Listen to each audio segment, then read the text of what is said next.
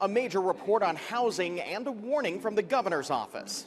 We have to change the things that we're doing.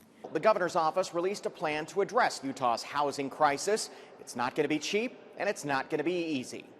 We're not providing enough housing. We're not providing enough attainable housing for our kids and grandkids. The governor's housing advisor gave a sobering report to the legislature with some ideas to fix Utah's housing problems.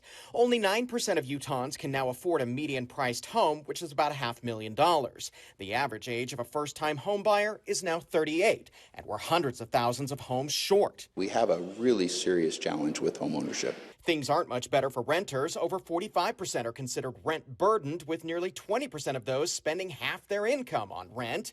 It's relatable to a lot of you. I asked, and Fox 13 News viewers responded, sharing struggles of finding housing and paying rent. Jeffrey says he's 42 and still saving for a house. Kate says she still can't afford a place in Ogden after selling her home in American Fork.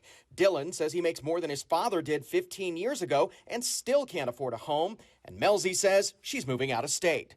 It's relatable to some lawmakers, too. My son and his wife live in a condo, and it cost over $400,000. And they did have the $20,000 down, but it's still very expensive for them. I think they stress about it every month. And so I'm just wondering how that actually is going to lower costs. We have a higher demand than we have supply. So as we bring supply and demand into balance, that will create affordability. The report calls for turning some government-owned lands into housing, forcing affordability in some housing with deed restrictions, changing regulations on types of housing, incentives and loans for infrastructure and development, and spending a lot of money. I don't think the policy will make a difference unless we get funding. We need to invest. We have a huge rainy day fund. It's raining.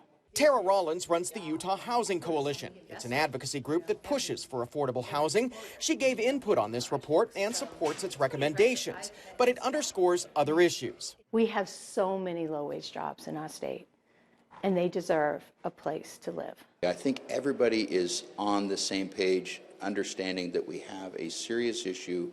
Many of the policies identified in the report could certainly turn into legislation. There's also a public comment period where you get a chance to weigh in on the report. I've posted it for you to see at fox13now.com.